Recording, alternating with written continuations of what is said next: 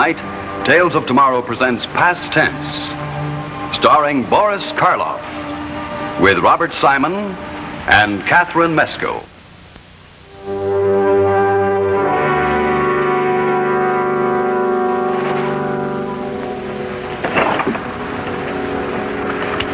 Don't they ever wash the windows in this dismal place?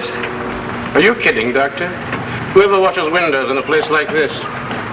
It might let the sunlight in. Yes, I know what you mean. How is he? Not too good. Not at all good. I hope this hypo will quiet him. It looks pretty bad to me. It's pneumonia, isn't it? Yes.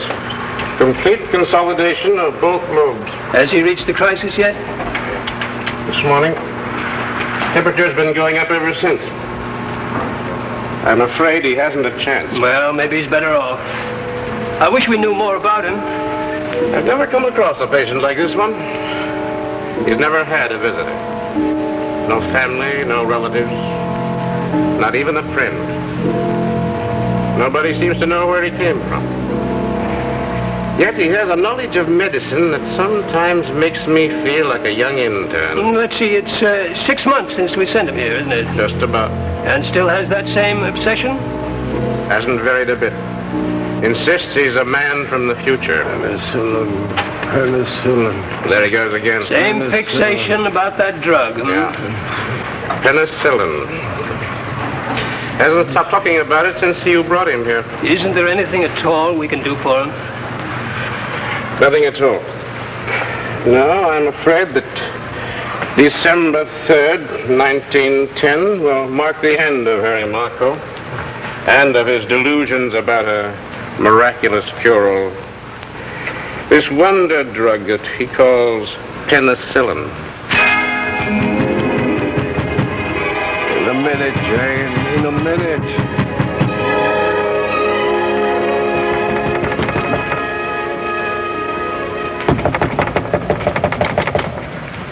In a minute, nothing.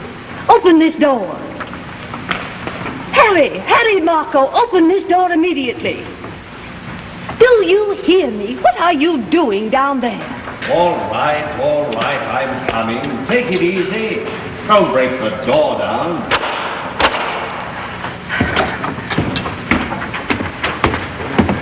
What's the matter now? What's the matter? A patient is waiting for you, and I've been buzzing for 15 minutes. Oh, let him wait. I'm busy. Now, look here, Harry Marco. Instead of fooling around down here, you should be in your office taking care of your patients. I've got more important things on my mind. Well, I haven't, and I'm tired of you neglecting everything for this. Patients are sick these days, Harry, and you're driving away the few that are left with your indifference. Doesn't matter, Jane. Believe me, this is more important. Is it? Well, I'm tired of making excuses and hiding from bill collectors while you waste your time on this fantastic, stupid comic book idea of yours, a time machine. Comic book idea, eh? What would you say, Jane, if I told you that I'd finally solved the riddle of time? That with this machine I can go back in time, go back as far as I like, to any point in history. What would you say then? I'd say you're crazy. Well, we'll see if I'm crazy or not. I tell you, Jane, I'm tired of being poor. Tired of treating colds and bellyaches, turning out at all hours of the night whenever somebody's baby has the colic. What about the patient upstairs? He won't wait much longer. Let him go. I'm busy. Busy? What are you trying to do? I'm going to smash that machine, Harry. It's no good. I don't care a thing about the past. What's bothering me is the future, and it's time you earned a living. Stop it!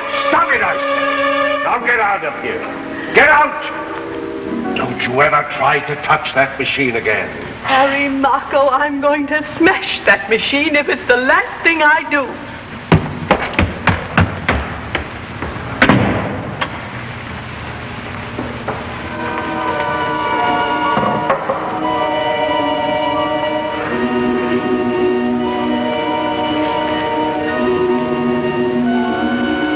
She thinks I'm losing my mind, eh? While I'll show her more money than she's ever dreamed of. I'll show her that the past can really be profitable.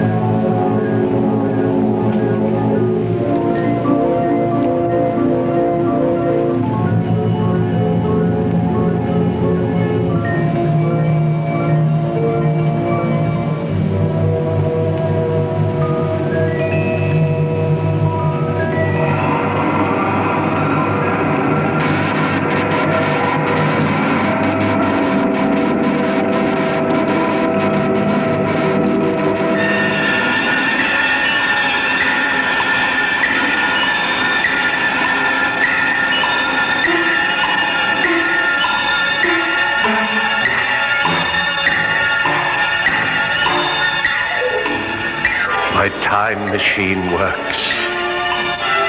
I knew it. I knew it. I'm going back through the past. Back through the years that I have lived before. There they are. I'm seeing again events that have become history. Oh, I wish I could stop and relive some of those great moments. But I can't. I must go back further. If my plan works, I'll be rich. If it works, if it doesn't, who knows? But I think you should listen to this man, Dr. Giles. Nonsense. I can't listen to every crackpot who comes here with a magic potion. But this man seems to know what he's talking about. He's not a harebrained chemist. He's a doctor. I never heard of him. Neither have I, but I'm convinced that he has something. All right. Bring him in. I'll let him have 5 minutes. 5 minutes will be enough. Dr. Marco. Dr. Harry Marco, this is our director. How do you do? You seem to be rather dressed in a rather unusual fashion. Where do you come from? Does that really matter? Well, no, I guess not. Well, what's this cure-all you bewitched Dr. Lasky with? I didn't exactly say it was a cure-all. It's by no means a cure-all. But it will cure a great many diseases that you now think fatal. Oh, well, where is it? Let's have a look at this miracle drug. There it is, Doctor. It's an odd-looking container. What's it made of? The scale of a dragon and the tooth of a wolf? A very literate question, Doctor. But this is no witch's brew. If you're not interested, I'm sure some of your competitors will be. Oh, just a moment, Doctor. Just a minute. You seem to be rather sure of yourself. Just what do you want? I want $250,000 in U.S. Treasury bonds maturing in 30 years, maturing in 1953. $250,000? For what? For an untried medicine that you claim is a panacea? Dr. Lasky here tells me that you have an arrangement with the Mercy Hospital to test new medicines on ward patients. Well, that's right, but only after the drugs have passed the lab stage. I understand your position. I appreciate it. Unfortunately, I haven't time for long, drawn-out, tedious lab tests. But give me one of your sickest patients. Someone who is far gone with pneumonia, meningitis, gas gangrene, and let me show you what this drug can do. Oh, you should know better than that, Doctor. I can't sanction using an unknown drug on patients. What do you call this medicine? Afraid the name won't mean very much, dear. Its name is penicillin. Penicillin, huh? That's a very fancy name. Well, the answer is no. And I'm surprised at you, Dr. Lassie, for condoning such an unethical idea. Now, if you gentlemen will excuse me, I have more important things to do. He doesn't know what he's passing up. Well, thanks, Lasky. You tried anyhow. Wait. I may be sticking my neck out, but I believe you. There's a patient in the ward, a young girl, type 4 pneumonia. She can't last more than a few hours. Come on, what are we waiting for? Wait a minute. This could mean my finish. Is It's nothing to worry about, Doctor. I assure you there's absolutely no risk. I hope you're right, Marco. I hope you're right.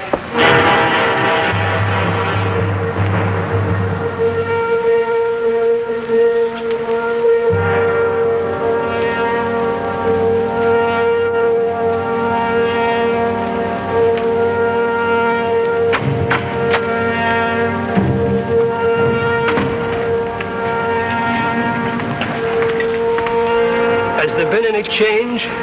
She's worse, Doctor. Do you want to listen to her chest? Yes.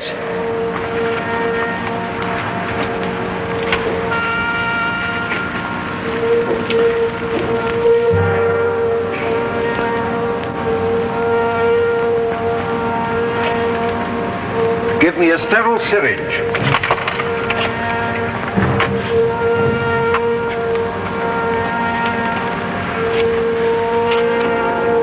I'm going to give her 300,000 units.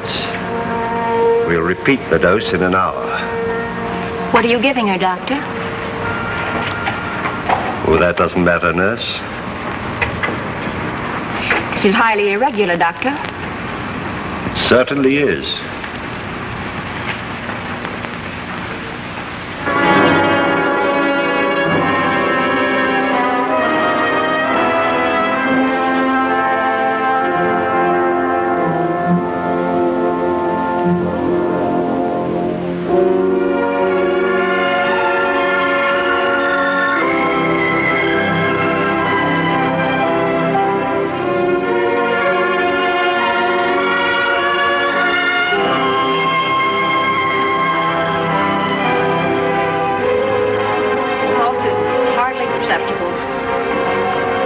I'm going to give her another 300,000 units.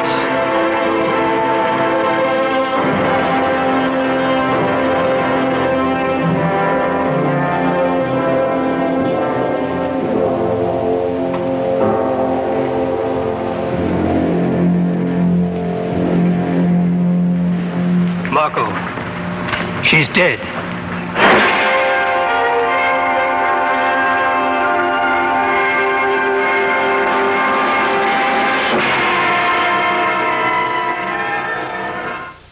Now back to our story, Past Tense, starring Boris Karloff.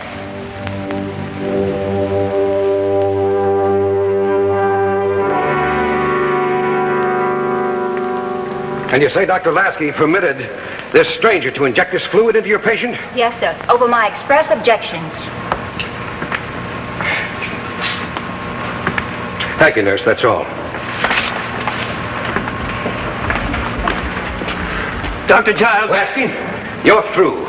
And I'm bringing you up on charges of unethical practice at the next meeting of the medical board. But, sir, I hold you responsible for the death of that girl. she was dying. Nothing would have helped her. She'd have died anyway. That doesn't excuse you. You deliberately disobeyed my orders in allowing this quack to use an unknown, untried medicine on a patient. Now, just a minute, sir. That unfortunate girl's death proves nothing. We were too late, that was all. She was beyond all help, even at a penicillin. It's unfair and grossly unscientific to jump to conclusions with only one case. What would you like to do? Kill a few more patients before you're satisfied? Oh, of course not. But in that same ward, there's a patient with gas gangrene. Now, let me use my drug on him, and I give you my word, in 2 or 3 days, he'll be on the road to recovery. No, I can't permit it. I told you before, I will not sanction the use of drugs until we've made the proper lab tests on them. I understand, Doctor. But in the meantime, I've placed Dr. Lasky in rather an unfortunate position, and I'd like to vindicate him at least. So take this drug. Use it any way you like. Make all your lab tests. And when it proves its value, as I know it will, then we can talk business. Business? I don't do business with quacks, and I have no time for your miraculous cure-alls. Now, I'll thank you to leave the office. Dr. Giles, you will regret this decision in the not-too-distant future. Good day, Doctor.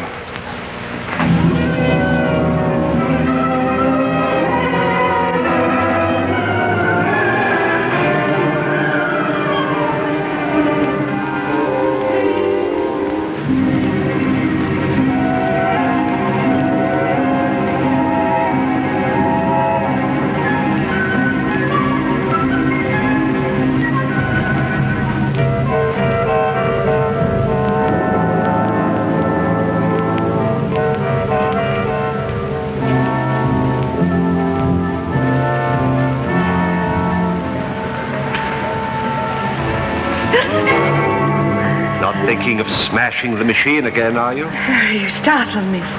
Sorry, Jane. Jane, I'm going away again. Maybe for a week, 10 days, perhaps longer. But don't disturb anything in this room and keep the door locked. Where are you going, Harry? Does that make any difference? Well, I would like to know what you're up to. Where did you go when you disappeared last week? I went back into the year 1923. Oh, now, Harry, don't joke with me. I'm serious. You haven't been the same since that day. What did you do? I tried to sell some moldy bread, but they wouldn't buy. Oh, now, Harry. The trouble with you, Jane, is you don't recognize the truth when you hear it. Well, I'll tell you again. This machine, I think you called it a comic book contraption. Well, it works. It took me back into the past. You actually went back into the past? I'm going again. Come with me. We'll revisit the scenes of your childhood. No, Harry, no. Well, I'm going anyhow. Perhaps I can bring you a memento. What would you like? Lillian Russell's fan, an autographed picture of President Taft? Any proof at all, just name it. Harry, you mustn't do this. I'm afraid. Afraid? There's nothing to be afraid of. It's as safe as a baby. Oh, Harry, I'm not thinking of the machine. It's just that, well, if what you say is true, you're tampering with something beyond your control, and you shouldn't do it, Harry. It's wrong. Wrong? What's wrong about it? Some people look to the future for their success. I get mine out of the past. Oh, but Harry, you'll get into trouble, serious trouble. And what can you possibly gain by going back into the past?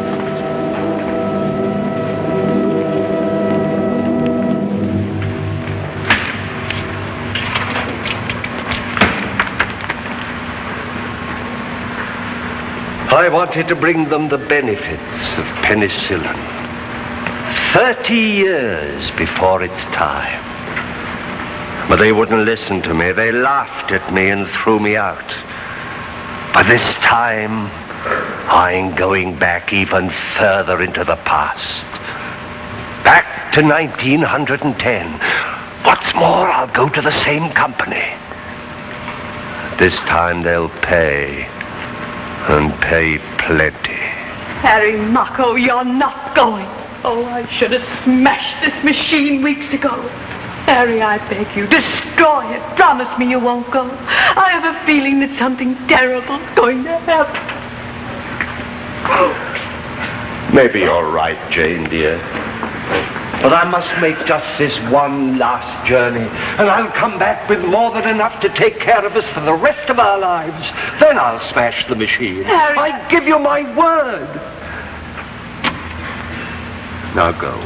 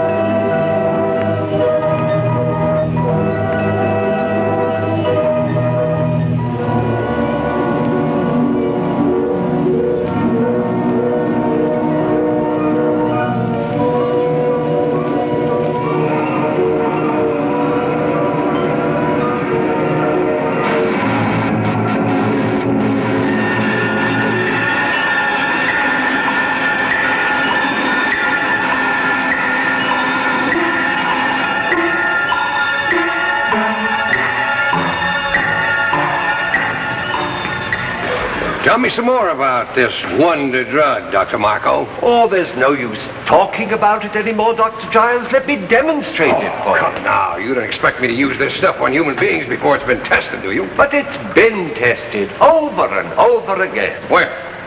In my laboratory. And where's that? I resent all these questions, Dr. Giles. If you have any doubts as to my integrity... But just a minute now. Just hold on a moment. I don't doubt your integrity. And I'm very much interested in you and your drug. Sit down. No, I've very little time. Tell me some more about the drug. Why should I tell you again? I know I'm wasting my time Not here. at all. Not at all. By the way, Marco, you are a physician, aren't you? That's insulting, Dr. Giles. What's the meaning of this? Simply this. You're a fraud, Marco. I'm having you arrested for posing as a physician. But I am a physician.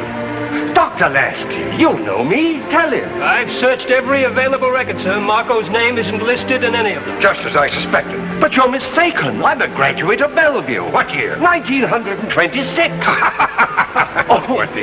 I know this is hard to believe, but here, take this drug, use it. I give it to you freely. Believe me, it'll cure almost anything. I've used it in hundreds of cases. It's a fungus made from bread mold. Just ordinary bread mold. Bread mold. Dr. Lasky, you're my friend. You know me. You helped me. You believed in me. Take him out. No. I'm not insane. Take your hands off me. I came here to try to help you. I came out of the future from 1953. I came in a machine. A time machine. A time machine, eh? Go with the officer, Marco. Go where? To the hospital. You'll get well. No, I won't. All right, doctor. We give you a lot of bread mold. You can make all the penicillin you want. No, use that drug. Use it. It'll save countless lives.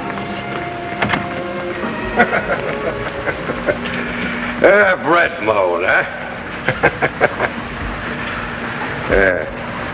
Poor fella. No, it's a curious thing. I checked on that home address he gave us. There's a Harry Marco living there, all right. But he's only a boy.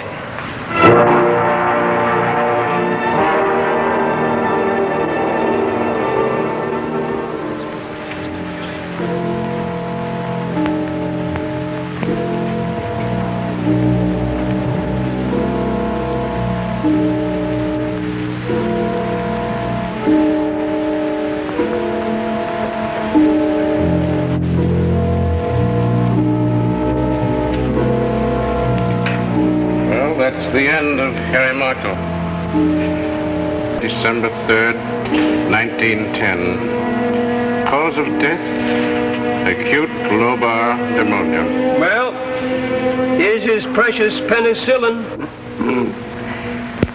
Wouldn't it be wonderful if there really were such a drug?